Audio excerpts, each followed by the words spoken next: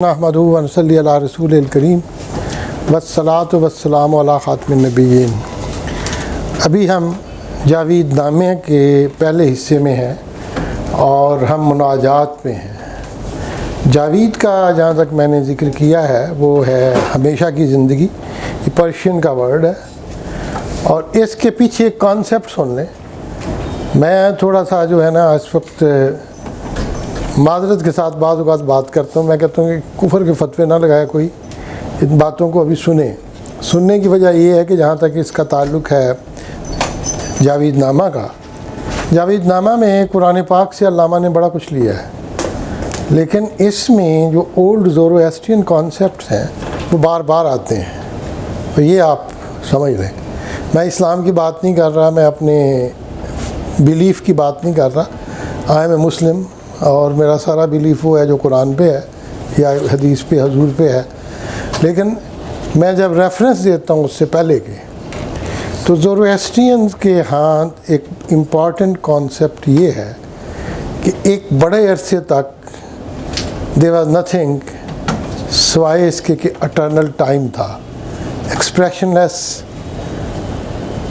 In productive اور ان creative. جو پہلی روح کریٹ ہوئی ہے ان کے خیال کے مطابق جس نے اس دنیا کو لیا وہ اہرمن ہے۔ اہرمن کا لفظ جو آتا ہے وہ اینگرا مینیو سے آتا ہے، اور اینگرا وہی لفظ ہے جس کو انگلش میں ہم اینگری کہتے ہیں، اور مینیو کا جو لفظ ہے وہ ڈفرینٹ ہے۔ مینیو کہتے ہیں any thing which is beyond this world, this world جو ہے وہ گیتی ہے، اور مینو جو ہے وہ ہے بیانڈ دس ورلڈ۔ تو مینو کا لفظ جو ہے وہ جنت کے لیے بھی استعمال ہوا ہے، مینو نذیر، یہ اردو میں بھی کسی زمانے میں تھا، یہ لفظ استعمال ہوتا۔ باغ مینو، the garden which is away from this world hidden. تو اب ان کا یہ اینگرا مینیو، یہ اینگری روح، اور یہ جو روح ہے بیڈ ورچ، اس نے 1000 ایئرز رول کیا ہے اور دنیا میں بربادیاں پیدا کی ہیں، ٹل یزدان اپیئرڈ، اور یزدان جو ہے وہ ہے خدائے نیکی ان کے ہاں، دا کریٹو گاڈ۔ ان کا کانسیپٹ یہ تھا کہ یزدان تخلیق کرتا ہے اور لائف کو پریزرو کرتا ہے، اور یزدان جہاں موت نہیں دے سکتا۔ I'm not saying of Islam. ان کا کانسیپٹ یہ تھا کہ یزدان ڈزنٹ کل، کلنگ جو ہے وہ اہرمن کا کام ہے ان کے خیال کے مطابق۔ تو اہرمن گیوز دی ڈیتھ، اور ڈیتھ جو ہے اس سے پریزرو کرنا، بچانا یزدان ٹرائز، اور ڈیتھ کے لیے لفظ تھا مارداد، اور الف اگر لگا دیں سنسکرت میں اور اولڈ پرشین میں تو الٹ ہو جاتا ہے امرداد۔ امرداد ان کا ایک اینجل ہے۔ آپ یہ سمجھ لیں کہ خدا کے پھر اس کانسیپٹ کو یونیفائی کر کے انہوں نے ایک اہورا مزدا کا کانسیپٹ دیا۔ Ahura Mazda is one God, اور اہورا مزدا جو ہے، اہورا کا مطلب ہوتا ہے، اہورا اصل میں چھوٹی ہستیوں کو کہتے ہیں اہورا۔ ان کا پرانا کانسیپٹ تھا، یہ تھا کہ there are so many ahuras in this world, اسی اہورا کو سنسکرت میں اسورا بولتے ہیں۔ اور مزے کی بات یہ ہے کہ اسورا جو ہے وہ سنسکرت میں ڈیمنز کے اور ایول فورسز کے، ڈیمن جسے کہتے ہیں نا چڑیلیں، بڑی بڑی چڑیلیں، تو ہندوؤں کے ہاں اسورا کا لفظ جو ہے وہ چڑیلوں کے لیے ہے، جو ہندوؤں کے ہاں ہندو مذہب میں ایز سچ ایول کا کوئی کانسیپٹ نہیں ہے، ڈیمنز کا کانسیپٹ ہے، چڑیلوں کا کانسیپٹ ہے، ان بری روحوں کا کانسیپٹ ہے۔ ایز سچ ایول کا کانسیپٹ ہندوازم میں نہیں ہے۔ ہندوازم میں اگر کسی کو ایول کہتے بھی ہیں، ڈسٹرائر، تو اس کی وہ پرستش شروع کر دیتے ہیں۔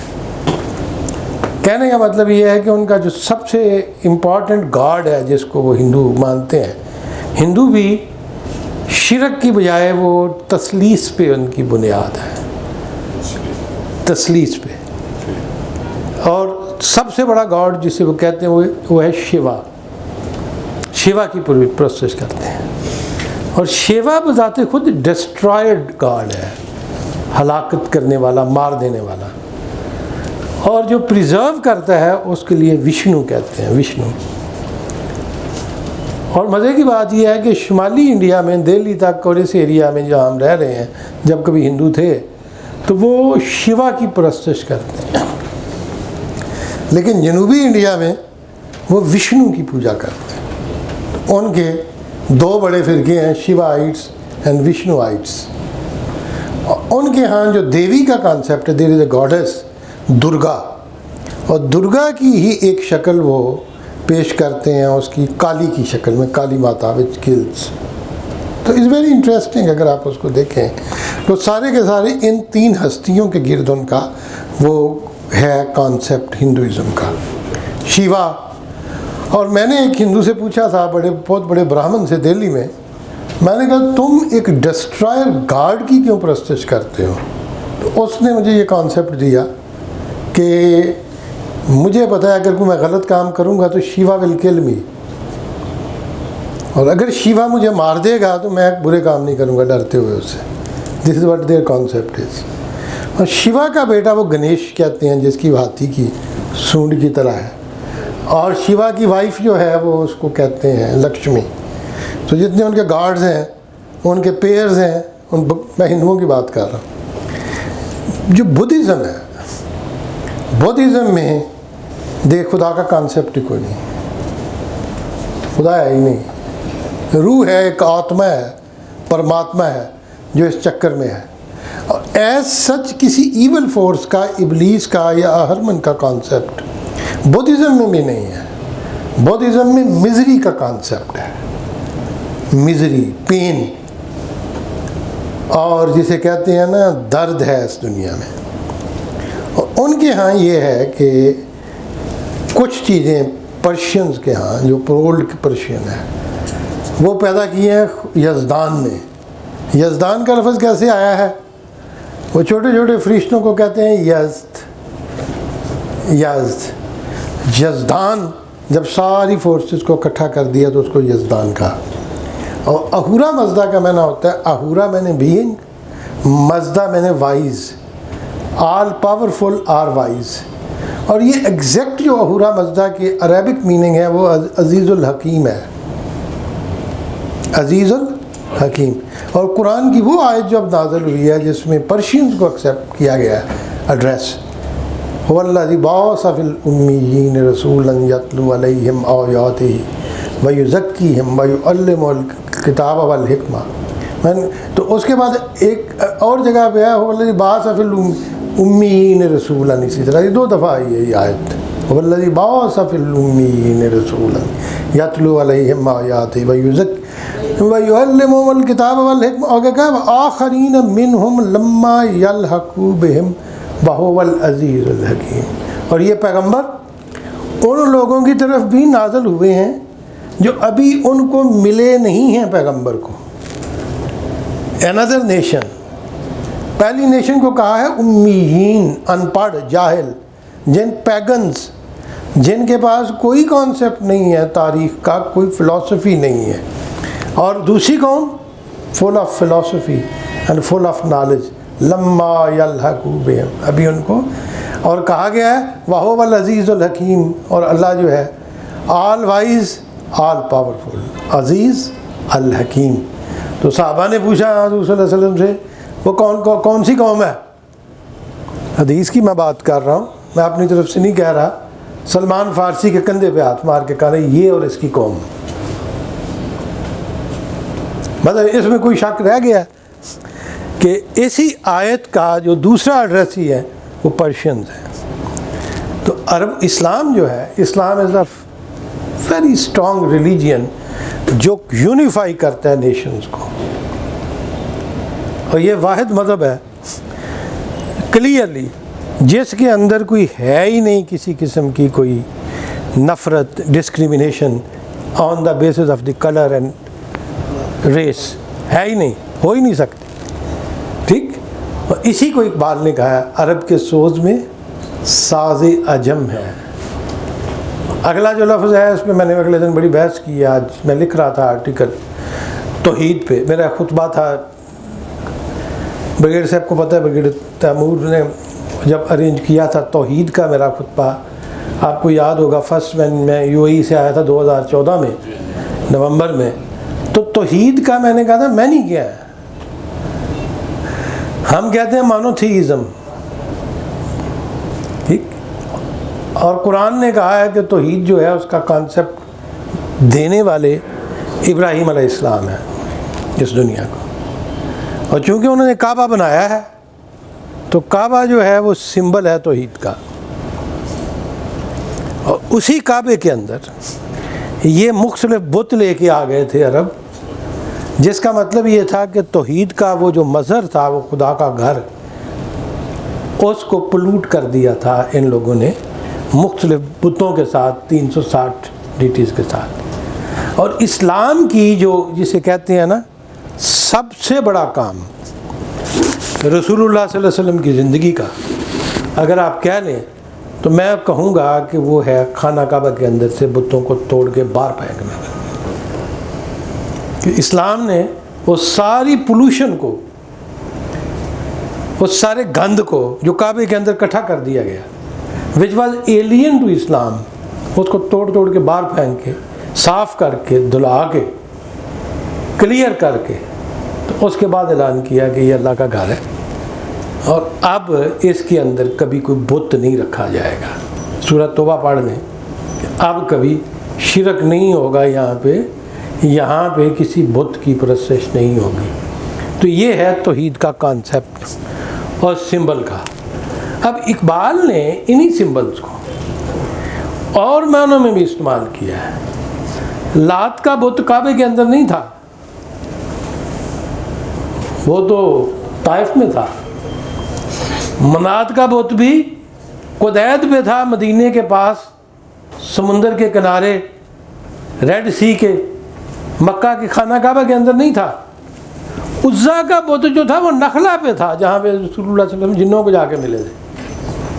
اور پھر یہ جو بت تھا منات کا، یہ حضرت عبداللہ بن سعد ہیں شاید، ان کو حضور نے کہا تھا اس کو توڑ دو.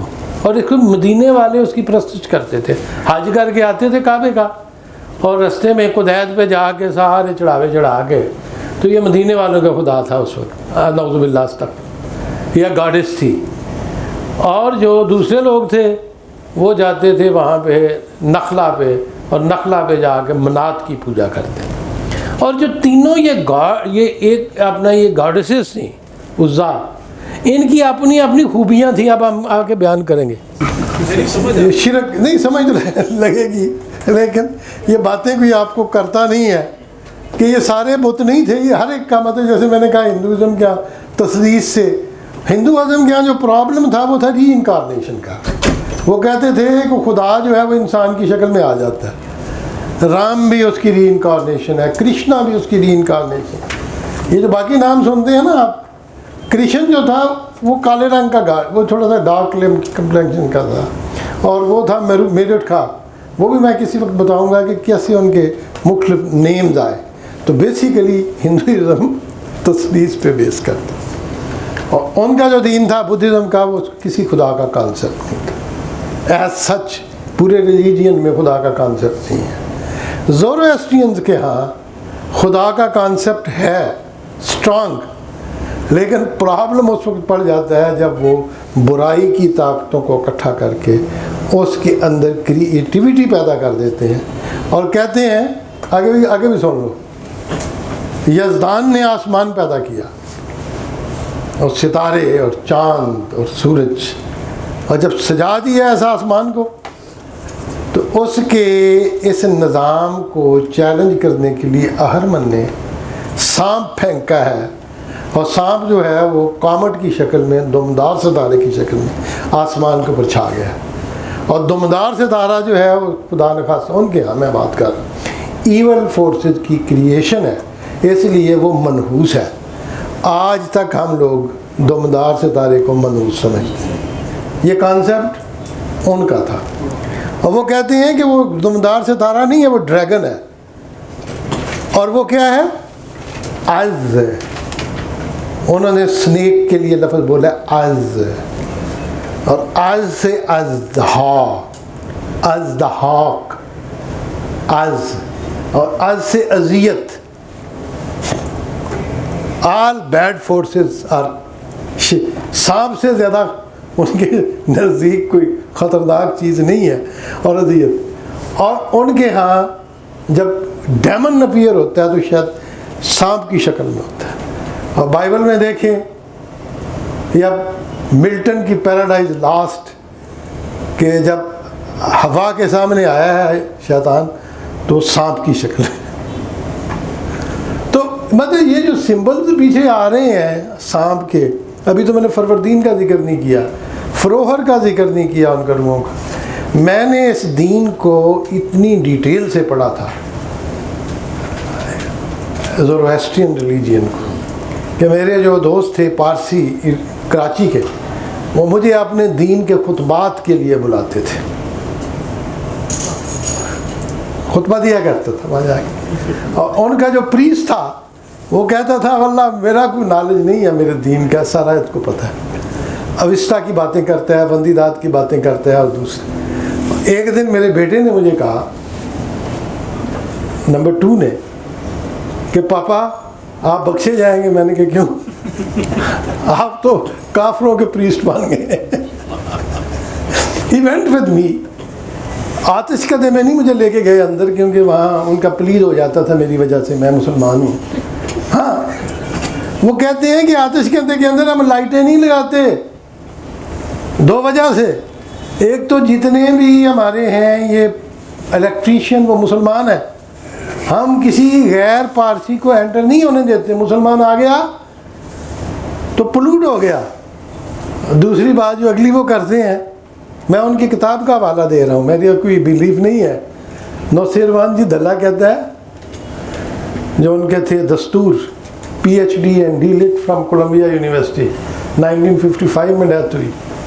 وہ کہتا ہے کہ جب ٹیوب کی لائٹ جلا دیں گے تو آتش مقدس کی لائٹ ڈم پڑ جائے گی، اینڈ یہ توہین ہوگی desecration of the holiest of the holies, اس فائر کی جس کے آگے ہم اگر اور لائٹیں جلا دیں گے تو اس کی توہین کے مرتکب ہوں گے.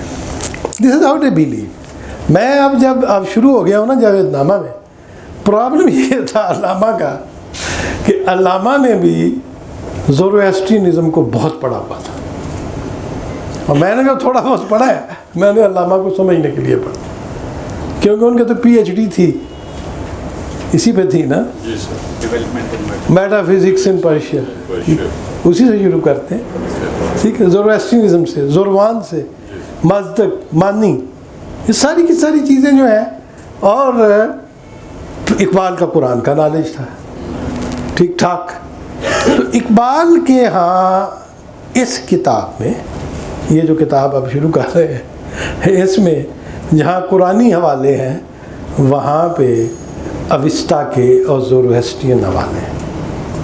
جو میں نے اقبال اینڈ زورواسٹرین لیگیسی پہ لیکچر دیا تھا دبستان میں، اس کو زاہد کو یاد ہوگا، بلکہ تیمور کو یاد ہوگا، تو مرحوم جسٹس جاوید اقبال نے کیا کہا تھا، انہیں کہتے آئی تو بیڑا ہی گرک ہو گیا، جب تھوڑا بہت ہونا سی بھی بھول گیا. کہتے ہیں تو کوئی اور ہی گلا کرتے ہیں پھر. لیکن کہتے ہیں کہ اب مجھے سمجھ یہ لگی کہ تم ٹھیک کہتے ہو، اس لیے تم اس میں کتاب لکھو تو میں چھاپوں گا. ہی واز سو امپریسڈ، اللہ ان کو میری کرامت کرے، میرے وہ زورواسٹرین وہ کانسیپٹ کے. انہوں نے کہا اس اینگل سے اقبال کو پروجیکٹ یا پریزنٹ نہیں کیا گیا. اقبال کے بعد افسوس یہ ہے کہ مولانا علی رحمۃ اللہ علیہ کہتے ہیں کہ غالب کا نالج بھی زورواسٹرینزم کا ٹھیک ٹھاک تھا، اور اقبال کا بھی. اور اس کے بعد ہمارے ہاں ایسا کوئی بھی اسکالر نہیں ہوا ہمارے ہاں مسلمانوں کے ہاں اور بر صغیر میں جس نے زورواسٹرینزم کو اس طرح پڑھا. اور پارسی پڑھنے بھی نہیں دیتے وہ اپنی کتابوں کو، لیکن مجھے کہتے تھے ہماری ساری لائبریری لے جاؤ اور بے شک یہ کسی کو گفٹ کر دو، ہم لائبریری کو مینٹین نہیں کر سکتے. they were so much impressed by me. تو having said this thing، جو کچھ میں نے آج آپ کو کہا ہے ان چیزوں کو پلے باندھ دیں. اب مسئلہ کیا ہے کہ زورواسٹرنزم میں سب سے جو بیسک کانسیپٹ ہے وہ ہے لائٹ کا، نور کا. جیسے میں نے پہلے آپ کو کہا ہے نور، ڈارکنیس جو ہے وہ ایول ہے. اور وہ کہتے ہیں کہ نور کے دو سرچشمے ہیں، دن کے وقت سورج اور رات کے وقت آگ، اور اس سے وہ تلاش کرتے ہیں نور کو، خدا کو. تو میں نے ایک زورواسٹرین پریسٹ سے پوچھا تھا، میں نے کہا بابا جی یہ آگ سے کیا خدا تلاش کرتے ہو؟ تو کہتے موسیٰ بھی تھے آگے تو خدا نو تلاش کرن ٹر پیا سی نا.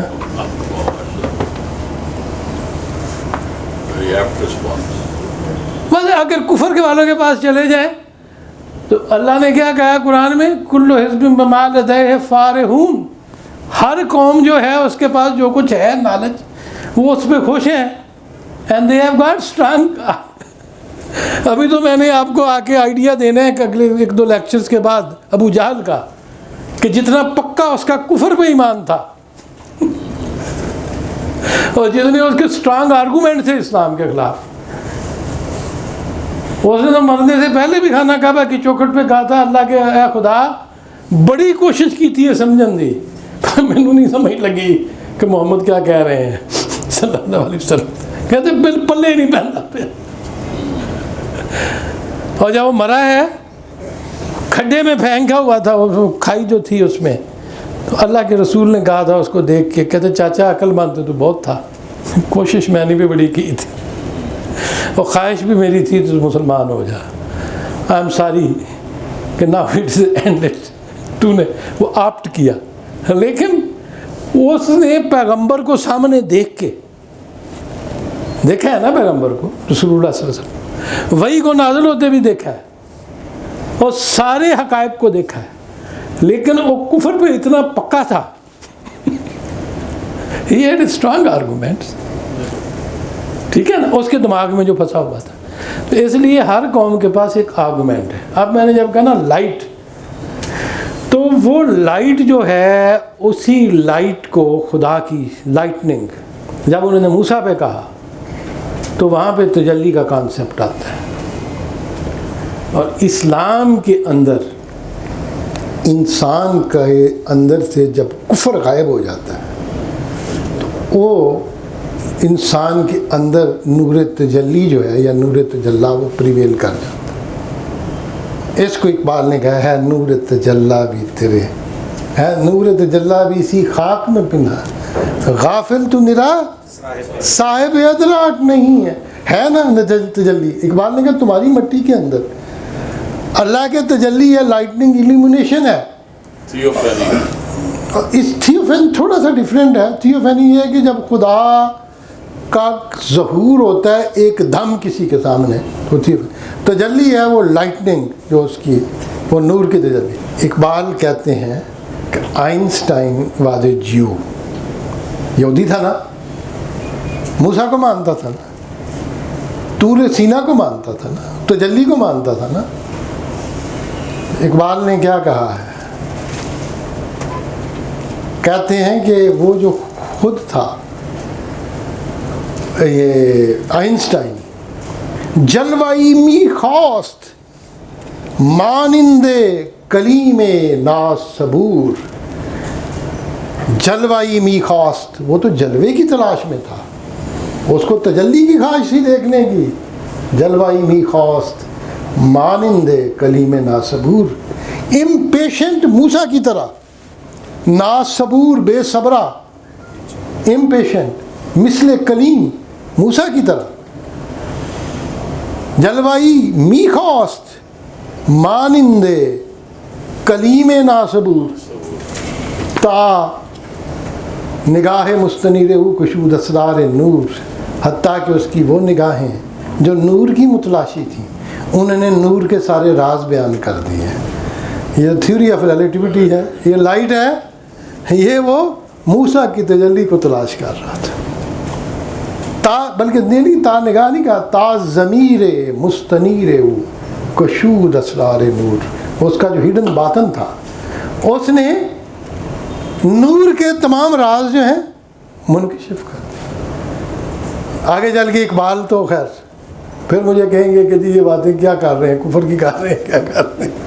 آخر پہ کہتے ہیں من چه گویم از مقام ان حکیم نکتہ سنج. من چه گویم میں کیا کہوں از مقام ان حکیم نکتہ سنج، اس نکتے کو تولنے والے حکیم کے مقام کی کیا بات کروں. سنجیدن ہوتا تولنا، نکتہ سنج جو نکتوں کو تول رہا تھا، ریسرچ کر رہا تھا. کرد زرتشتی نسل موسیٰ و ہارون ظہور، وہ تو موسیٰ اور ہارون کی نسل سے زرتشت پیدا ہو گیا تھا. یہ ہے تجلی اور نور تجلی، اور وہ نور تھیوفینی اور وہ چمک. اور اگر کسی کے اندر وہ تجلی آ جائے، اللہ نور السماوات والارض، وہی ہے نا، یخرج من الظلمات الی النور. وہ نور اب آپ کو پکڑ پکڑ کے اندھیروں سے، اور وہ جو فلسفہ اشراق والے ہیں جن پہ میں نے بڑا لکھا ہے ڈیٹیل میں. I have written a lot about that. فلسفہ اشراق اس کتاب میں بھی تھوڑا سا ذکر کیا، آگے چل کے میں نے ذکر کیا فلسفہ اشراق کا اس کتاب میں. لیکن میں نے وہ جو مسلم صاحب کے بارے میں پورا چیپٹر اقبال اور اشراق پہ لکھا ہے، اچھا خاصا 50 60 70 صفحے پہ بڑا پڑھا ہے. ان کا کانسیپٹ واشرقت الارض بنور ربہا، یہ زمین جو ہے وہ چمک اٹھے گی اللہ کے نور سے. واشرقت الارض، اور یہ تجلی جو ہے یہ آپ کو صفائی کر دیتی ہے تمام ڈارکنیس کی. اور ڈارکنیس اس قرآن کے اندر بھی علامت ہے کفر کی، ایول کی. اور کیا کہتے ہیں، بی تجلی مرد دانا رہنا برد، از لقد کوب خیال خیش مرد. جو عقل مند آدمی ہے مرد دانا، اے اعلیٰ خاندان کے پیر خرد مند، اے سمجھدار اور دانا پیر.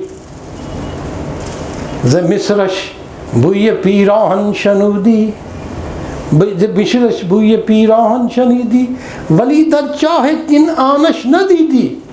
جب کنان کے کنویں کے اندر تمہارا بیٹا گرا ہوا تھا تمہیں نظر نہیں آیا، اور مصر سے اس کا کرتا آیا تمہیں خوشبو آ گئی.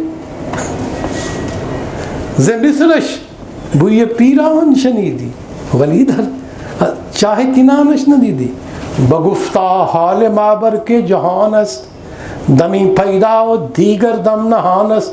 تو اس نے کہا ہماری مثال تو چمکنے والی بجلی کی ہے، تجلی کی. کبھی نظر آتی ہے، کبھی غائب ہو جاتی ہے. گہی پر تار میں آلہ نشینم، گہی پر پشت پائیے خود نبینم. ہمارا تو پیغمبروں کا یہ حال ہے کہ کبھی اس تجلی کی وجہ سے ہم عرش کے اوپر ہوتے ہیں، اور کبھی اپنے پاؤں کے نیچے سے بھی پتہ نہیں چلتا سانپ جا رہا ہے تو بھی غار سور کی مثال تھی. بگفتہ حال مابر کے جہان است، ہمارا حال جو ہے وہ کونجتی ہوئی بجلی کی طرح ہے، تجلی کی طرح. بی تجلی مرد دانا راہ نہ برد، تجلی کے بغیر مرد دانا رستہ طے نہیں کر سکتا.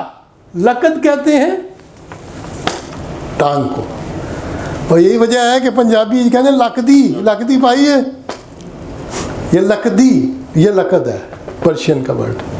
لکدی بھی فارسی کا لفظ ہے، اور لڑکیاں حیران ہوں گی کہ چنی بھی فارسی کا لفظ ہے. شانے، شانے کو کہتے ہیں شونی، اور شونی جو کندھے کے اوپر ڈالیں گے سب بھی فارسی ہے.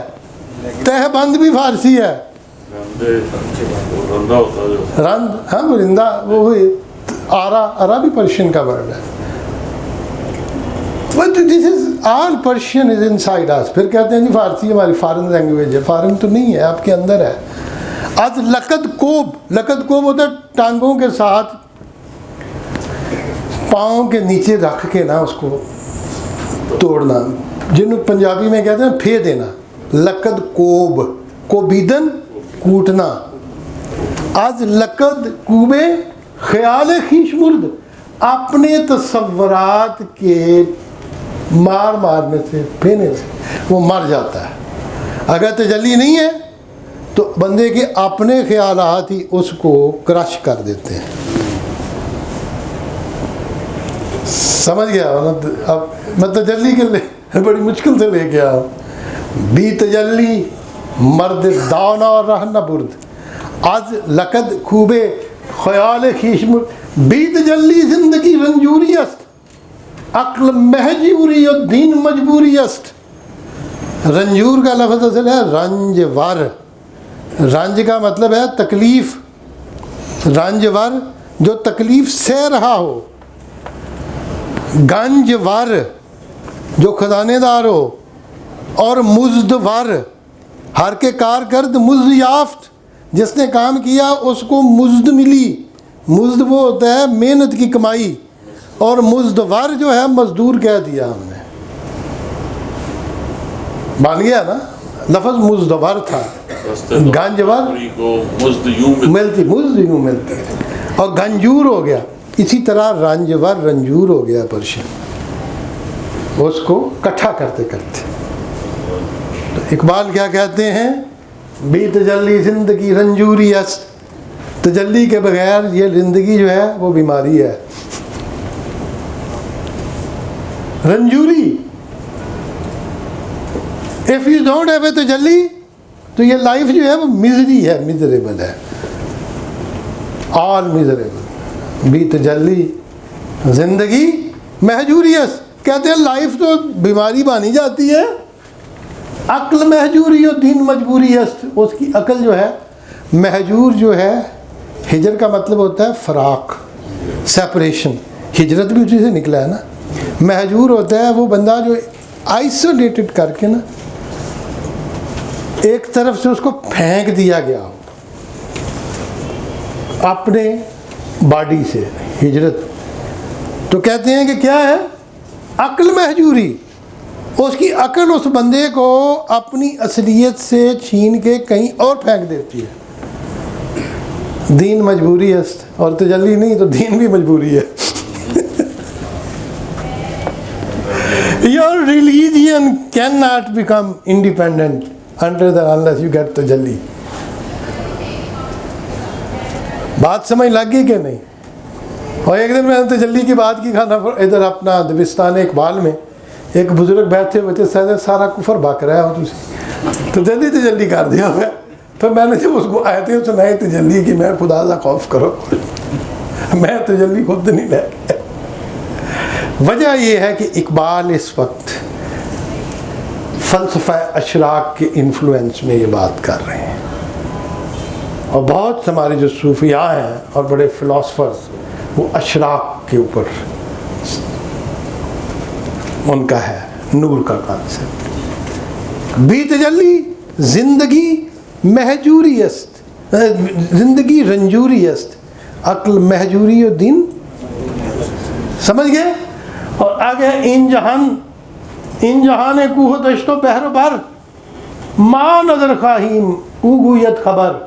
یہ جہان جو ہے جس کے پہاڑ ہیں, ڈیزرٹس ہیں, سمندر ہے اور خشکی ہے. بار میں نے بری فوج بحری فوج, ٹھیک. یہ جہان جس کے اندر پہاڑ ہیں, ڈیزرٹس ہیں, سمندر ہیں اور خشکی ہے. ماں نظر خواہیم و گویت خبر. ہم اس سے نظر مانگتے ہیں اور وہ ہمیں خبر دیتا ہے. نظر اور خبر دو چیزیں ہیں. نظر کا مطلب ہے ویژن, بصیرت, اور خبر کا مطلب ہے ایکوائرڈ نالج, آپ کو انفارمیشن ملے کسی سے. یہ جہان آپ کو خبر دیتا ہے, اور ہمیں کس چیز کی ضرورت ہے؟ بصیرت کی ضرورت ہے. نور میرا نور بصیرت, وہی نور بصیرت, وہی نور. ہم نظر مانگتے ہیں, آپ خبر کی بات کرتے ہو اور کہتے ہیں منزلی بخش ان دل نہیں ہے, ان ہوگا ان دل آوارہ را باز دے باما ان ما پارے را. اللہ کو خطاب کرتے ہوئے کہتے ہیں منزلی بخش ان دل آوارہ را. یہ میرا ہوم لیس دل, آوارہ دل, اے اللہ اس کو منزل عطا کر دے, اس کو ٹھکانہ عطا کر دے, جہاں جا کے اتر جائے اس کو قرار آ جائے. منزلی دے ان دل آوارے راؤ, باز دے با ماؤ ان مہ پارے را، یہ دل جو ہے چاند کا ٹکڑا ہے، اس کو پورا چاند عطا کر دے، کریسنٹ سے اس کو بدر میں تبدیل کر دے۔ ماہ پارا ٹکڑا اور ماہ پورا چاند، گرچہ از خاکم نہ رویت جز کلام، حرف مہجوری نمی گردد تمام، گرچہ از خاکم نہ رویت جز کلام، زن کے از آن کے کیونکہ اس وجہ سے کہ از خاکم میری مٹی سے نہ رویت کوئی چیز پنپتی ہی نہیں ہے، کوئی پودا کھلتا ہی نہیں ہے سوائے کلام کے۔ میری مٹی سے اگر کوئی پودا کھلتا ہے، کوئی پھول نکلتا ہے تو میرا کلام ہے۔ وہی ہے نا اقبال یہ کہہ رہے ہیں، میرا کلام جو ہے میری مٹی کی یہ پودے ہیں۔ گرچہ از خاکم نہ رویت جز کلام، حرف مہجوری نمی گردد تمام، لیکن اس تمام کلام کے باوجود یہ مہجوری کا حرف جو ہے وہ مکمل نہیں ہو پا رہا۔ میں اتنا سیکلوڈڈ ہوں اور سیپریٹڈ ہوں، میں وصال چاہتا لیکن میرا یہ جو ہے نا سیپریشن یہ دور نہیں ہو رہی۔ زیر گردن خیش را یابم غریب، زن سوئے گردن بگو انی قریب، گردن زیر گردن آسمان کے نیچے، خیش را یابم غریب، اپنے آپ کو میں پا رہا ہوں غریب۔ فرماتے ہیں زیر گردن خیش را یابم غریب، اس آسمان کے نیچے میں بالکل اجنبی ہوں، ڈسپلیسڈ ہوں، مجھے کسی راستے کا نہیں پتہ۔ تو کہتے کیا ہے، زن سوئے گردن بگو انی قریب، آسمان کے اس پار سے مجھے آواز دے، انی قریب، اے میرے بندے میں تیرے بہت قریب ہوں۔ قرآن پہ پھر آ گئے، تا مثال مہر و ما گردد غروب، ان جہات و ان شمال و ان جنوب، تاکہ یہ جہات، جہت کہتے ہیں سائیڈز، 6 جہات، 6 سائیڈز، ڈائمینشن، یہ ڈائمینشن، یہ شمال، یہ جنوب، غروب ہو جائے چاند اور سورج کی طرح۔ پھر قرآن پہ، پھر ابراہیم علیہ الصلاۃ والسلام کا واقعہ، چاند کو دیکھا میرا خدا ہے، یہ تو ڈوب گیا۔ پھر سورج ہے، یہ میرا خدا ہے، پھر وہ بھی غروب ہو گیا۔ تو کہا میرا وہ خدا ہے جو ان کو پیدا کرتا ہے، ان کو لاتا ہے۔ تار کے آفل براؤ ہی میں خلیل، جو افول کا مطلب ہوتا ہے غروب ہونے والا، جو افول کا چھوڑنے والا تھا، جو چیزیں غائب ہو جاتی ہیں۔ ابراہیم خلیل انبیاء اور نقش پائی و دلیل، جن کے نقش پا جو ہیں وہ رسولوں کی، انبیاء کے لیے دلیل ہے، اقبال کہتے ہیں۔ اقبال کہتے ہیں خدا میں الجھا ہوا ہوں چاند اور ستاروں کے چکروں میں، مجھے نکال دے ان سے، آئی وانٹ ٹو لیو دس، اور یہ سارے غروب ہو جائیں میرے سامنے۔ جب تک چاند اور سورج غروب نہیں ہوں گے ہمارے ذہنوں سے، خدا کا جلوہ ہمیں کیسے نصیب ہوگا۔ پھر وہ قرآن پہ آ گئے، از طلسم دوش و فردہ بگذرم، از ماہ و مہر و ثریا بگذرم۔ طلسم کس کو کہتے ہیں؟ ایکچولی ہم نے سارے اکٹھے کیے ہوئے ہیں۔ جادو بھی جادو ہے، سیر بھی جادو ہے، طلسم بھی جادو ہے، نیرنگ بھی جادو ہے، افسون بھی جادو ہے، جبکہ یہ ڈیفرنٹ اس کی مینیفیسٹیشن ہے۔ طلسمان ہوتا تھا ایسی تختی جس کے اوپر نقوش بنا کے کہیں رکھ دیا جاتا تھا یا لٹکا دیا جاتا تھا، اور اس کے جادوئی اثرات ہوتے تھے۔ افسون ہوتا تھا پھونک مارتے تھے کچھ پڑھ کے، ٹھیک، نیرنگ میں کچھ مکس کر کے، اس کا جو بل کا یورین ہوتا تھا اس کو نیرنگ کہتے تھے یہ لوگ۔ اسی طریقے سے جادو کے بھی آپ نے کشت کاٹ کے تو کچھ۔ اب یہ جو ہے نا طلسمان، تختی، لوح، ٹھیک، یہ آپ پہلے سمجھ لیں۔ اقبال کہتے ہیں یہ دوش اور فردہ جو ہیں یہ طلسم کی طرح ہے، یہ الواح ہے۔ میں اس طلسم کو توڑ کے آگے چلا جاؤں، بیریئرز آف ٹائمز کو میں کراس کرنا چاہتا ہوں۔ از طلسم دوش و فردہ از مہ و مہر و ثریا بگذرم، میں چاند سورج اور ثریا سے آگے۔ ثریا آسمان کے اوپر ستاروں کا ایک جھنڈ ہے جس کو پلیڈوس کہتے ہیں، پلیڈس، اور وہ جو ہے اگر عرب میں جائیں یو اے ای میں تو آپ اگر شینڈلیئر خریدیں تو اس کو ثریا کہتے ہیں کہ ستاروں کا، اور ثریا وہ جرمٹ ہے ستاروں کا جو سب سے بلند ہے۔ حکا جو ہے حضور مولا کے ہاتھ میں، جیسے کہ کہکشاں ہے ثریا کے ہاتھ، اوج ثریا۔ تو اقبال کہتے ہیں کہ اے خدا، میں ٹائمز کے بیریئرز کو کراس کر کے I want to go beyond this moon and sun and then galaxies and Suraiya and تھوریا۔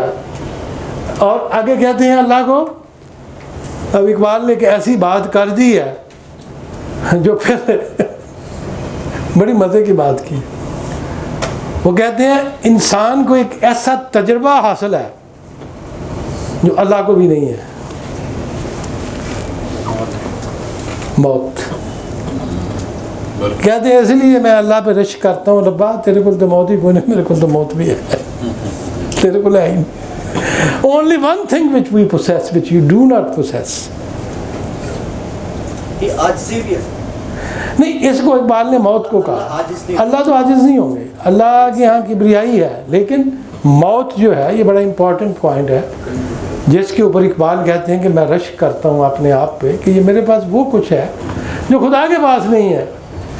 کہتے ہیں تو فروغ جاودان ما چون شرار، فروغ کہتے ہیں نور کو، روشنی کو، چمک دمک کو، جاودان کہتے ہیں ہمیشہ کا۔ تو فروغ جاودان، اے خدا ہمیشہ کی روشنی ہے، چمک دمک ہے۔ پھر اللہ نور السماوات والارض، پھر فرماتے ہیں یک دو دم داریم ان ہم مستعار، ایک یا دو، ایک دو، ایک اور دو، دم داریم ہمارے سانس ہیں، ان ہم مستعار وہ بھی ادھار کے لیے ہوئے ہیں۔ یہ ہے ہماری حقیقت۔ تو فروغ جاوداں ہے، ہمارے تو دامی دو ہیں اور وہ بھی جو ہے ادھار کے ہیں۔ آئی تو نشناسی نزائے مرگزیست، رشک بر یزدان برا دین بندے کیست۔ آئی تو نشناسی ہے اللہ، تمہیں تو پہچانتا نہیں ہے، نزائے مرگزیست کہ موت اور زندگی کا نزا کیا ہے، وقت نزا۔ جب یہ زندگی ختم ہوگی اور نزا کی گھڑیاں آئیں گی، جس کو ہمارے بزرگ کہتے تھے سختی جان کندن دی دٹھی، پرشین کا ورڈ ہے جان کندن، کندھا کرنا، ریموو کرنا، نزا۔ اے اللہ تمہیں تو پتہ ہی نہیں کہ موت کب آتی ہے اور موت کے بعد جان نکلتی ہے اور پھر زندگی۔ آئی تو نشناسی نزائے مرگزیس، رشک بر یزدان برا دین بندے کیس۔ یہ بندہ جو اللہ پہ رشک کر رہا ہے کہ میں خدا میرے میں خوبی ہے، یہ بندہ ہے کون؟ تو یزدان کا میں نے آپ کو بتایا ہے کہ یزدان کا ورڈ یزد، ڈیٹی، یزدان آل ڈیٹیز براٹ ٹوگیدر، اور اسی کو ایزد کہتے ہیں فارسی میں، اور ایزدی اور ایزد متعال۔ اور ہمارے بزرگوں نے جیسے کہ پرشین سے خدا کا لفظ لیا تھا، یزدان اور ایزد کا بھی لفظ ہمارے بزرگوں نے اڈاپٹ کر دیا تھا۔ ہمارے ینگسٹرز کو اپنے بزرگوں پہ اعتراض ہے اور وہ سمجھتے ہیں کہ ہمارے بزرگ صاحب غلط تھے، جو آج کل میں سن رہا ہوں۔ جیسے خدا کے لفظ پہ ان کو آج کل اعتراض ہے، اسی طرح یزدان کے اوپر ہے۔ لیکن اگر کہتے ہیں کہ میں کیا ہوں، بندہ یہ آفاق ہیرو ناصبور، نئی غیابورا خوشایت نئی حضور۔ آفاق یونیورسز، افق، ہورائزنز، بندہ آفاق گیر the man, the Adam who wants to conquer these horizons. ناسبور impatience, بے صبرا impatient. اور میں ان آفاق کے اوپر، اور میں نے ایک دفعہ ٹرانسلیٹ کیا تھا اقبال کے اس شعر کو، زندگی جہاد است و استحقاق نیست، جز به علم انفس و آفاق نیست. زندگی اسٹرگل کا نام ہے، پریویلیج نہیں ہے، ماسوائے اس میں زندگی کی علم کا نام ہے، انفس کا اور آفاق کا. انفس کہتے ہیں نفس سے، ہیومینٹیز، اور آفاق کہتے ہیں knowledge of the sciences, physical sciences, horizons unlimited. تو اقبال کہتے ہیں کہ جس دن اللہ نے جنت سے انسان کو بھیجا تھا تو اس کو آفاق کی تسخیر کے لیے بھیجا تھا. یہ کانسیپٹ ہے جو میں نے پہلے دن آپ کو دیا تھا. اور ان آفاق کو جب وہ کنکر کرے گا اپنی ایجادات کے ساتھ، جیسے انہوں نے آئنسٹائن کی تعریف کی، حالانکہ آئنسٹائن ڈائیڈ آفٹر اقبال، 1955 میں اس کی ڈیتھ ہوئی. مجھے ایک دفعہ بلایا گیا to deliver a lecture in Preston, Lawrence ولا میں، نیئر پریسٹن یونیورسٹی جو ان کی ہے. تو بڑے بڑے اسکالر تھے امریکن. 2 دفعہ میں گیا ہوں.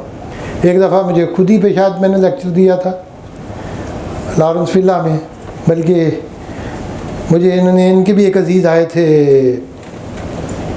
عنایت صاحب کے بھی تشریف لائے تھے میرے پاس ادھر. تو اس وقت میں خود ہی پہ بولا.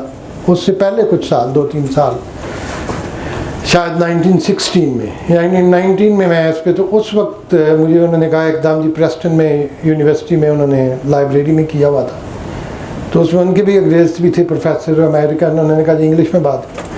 تو میں نے اقبال اور آئنسٹائن پہ لیکچر دیا تھا. And they were horrified to know and they were impressed کہ اقبال نے آئنسٹائن کی تھیوریز بھی پڑھی ہوئی تھی اور کتنی ڈیٹیل سے وہ ان کی طرف گئے ہیں. اور آفاق جو ہے وہ ہے آئنسٹائن والا کام، جس میں اقبال نے تھیوری آف ریلیٹیوٹی، لائٹ، اور یہ اقبال نے اپنے خطبات میں کلیئرلی کہا ہے کہ آئنسٹائن نے سائنس کی اس متھ کو توڑ کے رکھ دیا ہے جس میں کہتے تھے کہ مادہ جو ہے وہ ختم نہیں ہو سکتا، اور اب وہ روحانیت کی طرف سائنس جو ہے اٹ از گوئنگ ٹو پیو اٹس وے.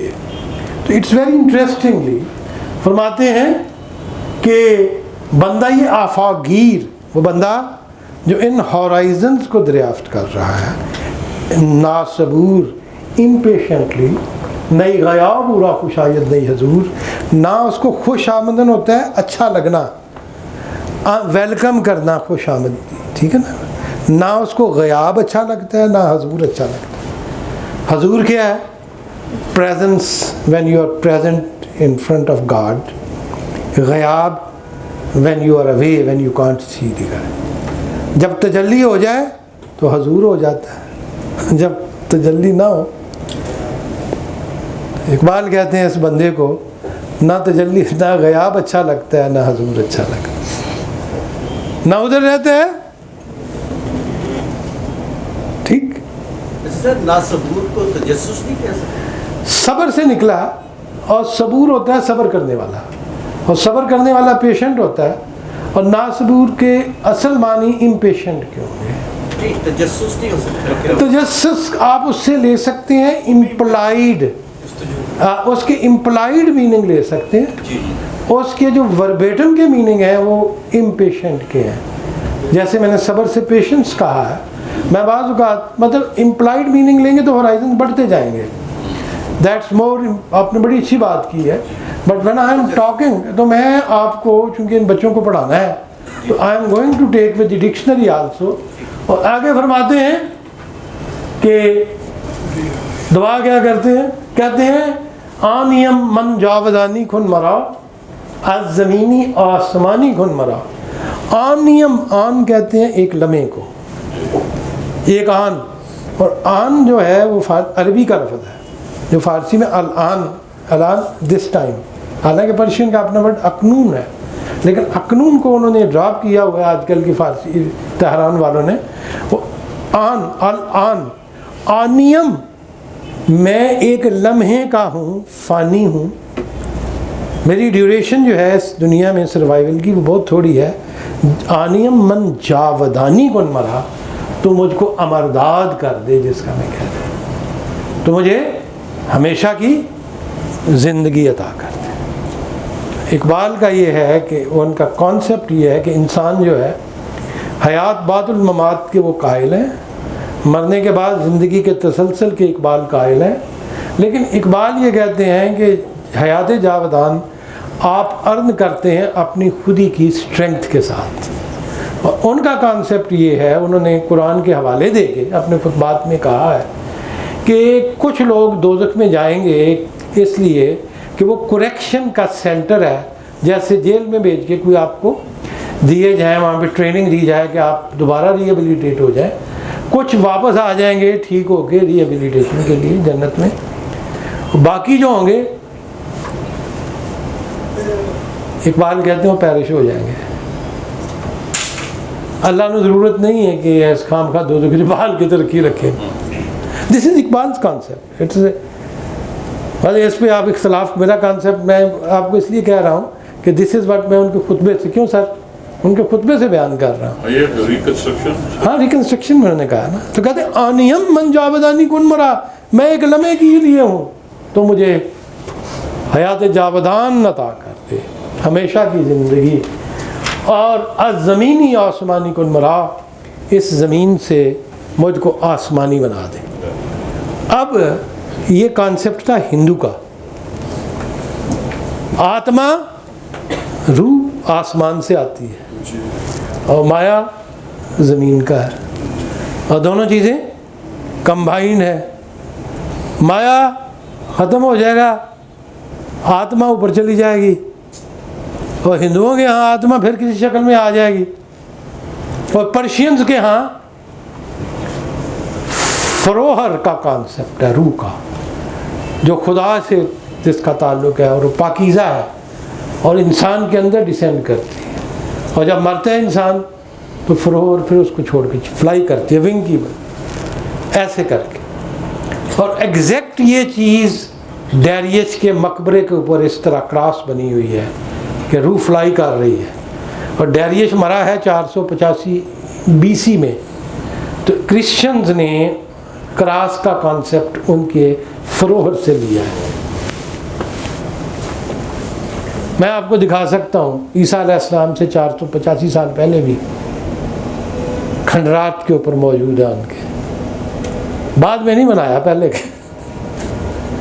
بے ستون کے نقوش بھی ڈیریس فرسٹ کے ہیں جو 2500 سال. ایرانیوں نے یہ کیا ہے کہ انہوں نے کئی جگہوں پہ اپنے نقوش چھوڑے ہوئے ہیں اس زمانے کے، which now you can see still they are there. تو اقبال کہتے ہیں آنیم من جاودانی کن مرا، آج زمینی آسمانی کن مرا. اور جو جسم دنیا کا جو مایا ہے وہ پلوٹنگ ہے، روح پاکیزہ ہے. روحانیت روحانی طور پہ کتنا کو ترقی یافتہ ہے، صوفیاء کا کانسیپٹ ہے روح کی بالیدگی.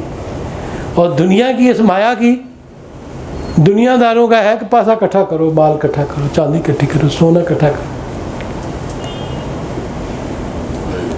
ٹھیک ہے نا. اور صوفیاء کیا کہتے ہیں؟ اس کو پھینک دو. سنیاسی کیا کہتے ہیں؟ نو کیا سب مایا ہے.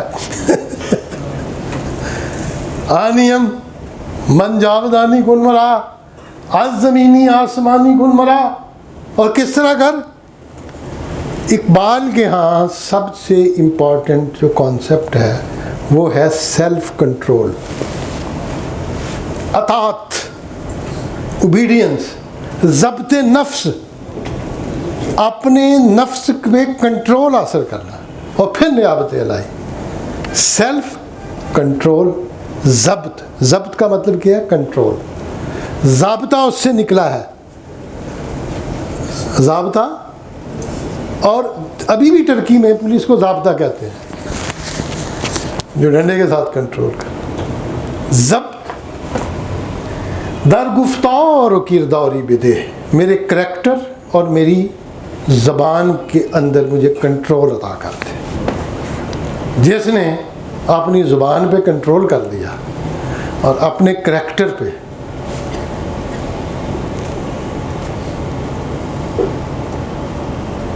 ہما ماترا، اور ایک اور اس کا تھا، 3 کانسیپٹ تھے زوریسٹرین کے، پندار نیک، گفتار نیک، اور بہرمو از من کماشو بھی خطاست ان کے در قارم فرود آیت کجاست۔ آشوب کیا ہوتا ہے؟ طوفان، تکلیف، مصیبت، آشفتگی، آشوب، شہر آشوب، شہر کا پرابلم، کم آشوبی، کم آشوب ہونا، بحرم از من کم آشوبی خطاس، میں تو سمندر ہوں، میرے سے پاسیبل ہی نہیں کہ میں اپنے آشوب کو کم کر سکوں، میرے اندر جو طوفان موجزن ہے، I cannot control it۔ بحرم از من کم آشوبی خطاست، آگے کہتے ہیں ان کے در قارم فرود آیت کجاست، جو میری گہرائیوں میں ڈسینڈ کرے گا، غوطہ لگا کے، کار کہتے ہیں گہرائی کو،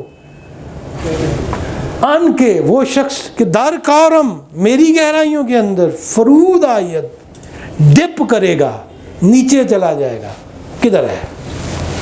میں تو سمندر ہوں، میں تو کنٹرول نہیں کر سکتا، لیکن اس سمندر کے مجھے غوطہ لگانے والے غفاص چاہیے، وہ کدھر ہے؟ فرماتے ہیں یک جہان بر ساحل من آرمید، از کران غیر از رم موجی ندید۔ ایک جہان بر ساحل من، میرے ساحل کے اوپر آرمید، آرام کرتا رہا، میں سمندر ہوں اور تسی میرے ساحل کے اوپر بیٹھے ہو، کپڑے لا کے دھوپ سیک رہے، یک جہان بر ساحل من آرمید۔ اس نے کہا ہے نا اقبال نے، بڑے انکار حکیمی نیست دامان کلیمی گیر، یک بندہ ہے دریا نہیں، 100 بندہ ہے ساحل مست، یک بندہ یہ دریا مست۔ یہ کسی حکیم کا کام نہیں ہے، فلاسفر کا، کسی کلیم کا دامن پکڑ لو، کیونکہ ساحل پہ پڑے ہوئے 100 بندوں سے ایک بندہ جو سمندر کی سپیڑے کھا رہا ہے مست ہے، وہ بہتر ہوتا ہے۔ اور فرماتے ہیں از کران یک جہان بر ساحل من آرمید، میرے ساحل کے اوپر ایک جہان بیٹھا ہوا ہے۔ از کران کہتے ہیں کنارے کو، بے کران کہتے ہیں کہ اس کا کوئی کنارہ نہ ہو۔ از کران، انہوں نے ایک سائڈ سے بیٹھ کے، غیر از رمے موجی ندید، رم کہتے ہیں دوڑ، موج کہتے ہیں لہر، انہوں نے دور سے ساحل سے بیٹھ کے میرے اندر جو لہریں اٹھ کے بھاگ رہی ہیں ان کے سوا کچھ نہیں دیکھا۔ Just looking at the surface of mind, you are not going inside. آپ کا نالج شکوہ جواب شکوہ تک رہ گیا ہے۔ ایک ہمارے بڑے بزرگ ہیں، بڑے اقبالسٹ ہیں، وہ جواب شکوہ سے 4 بند پڑھ کے ٹوٹ جانے ہیں، 2 بند آخری ان کو آتے ہیں، ہر تقریر کرا لو۔ انہوں نے جاوید نام، انہوں نے جواب شکوہ کے آخری 2، اقبال کہتے ہیں کہ میرے سرفس کو نہ دیکھو، ڈپ ڈاؤن انٹو دیٹ۔ آگے تو اور بات کہنے لگے اور بڑی مشکل میں ڈالنے لگے ہیں نوجوانوں کو۔ من کے نومیدم ز پیرانے کہن، دور مدروزی کے می آیت سخن، میں اپنے پرانے بابوں سے نا امید ہوں۔ من، میں کہ نا امید ہوں، از پیرانے کہن، کھنگ بابیاں تو نا امید ہوں، دور مدروزی کے می آیت سخن، میرے پاس وہ سخن ہے جو آنے والے دور سے تعلق رکھتا ہے۔ دارم، میں رکھتا ہوں، دارم از روزی، اس دن سے، کہ می آیت، جو آنے والا ہے، سخن، میرا کلام جو ہے اس کا تعلق آنے والے دور سے۔ خدا کو کیا کہتے ہیں پھر؟ ہاتھ جوڑتے ہیں اللہ کے آگے، کہتے ہیں بر جوانن سہل کن حرف مرا، ان جوانوں کے لیے میرے حرف کو آسان کر دے۔ اور بحرشن پایاب کن جرف مرا، اور ان کے لیے میرے سمندر کی گہرائیوں کو پایاب کر دے۔ پایاب کا مطلب ہوتا ہے جب آپ ڈپ کریں پاؤں تو آپ کے پاؤں ڈوبیں، باقی جسم آپ کا اوپر ہو۔ اقبال کہتے ہیں میرا سمندر اتنا وسیع ہے، اتنا گہرا ہے، مجھے وہ جوان چاہیے جن کا قد اتنا بلند ہو جائے کہ میرے سمندر میں اتریں، ان کے پاؤں ڈوبیں، باقی وہ باہر ہوں اور سمندر کے اندر جائیں۔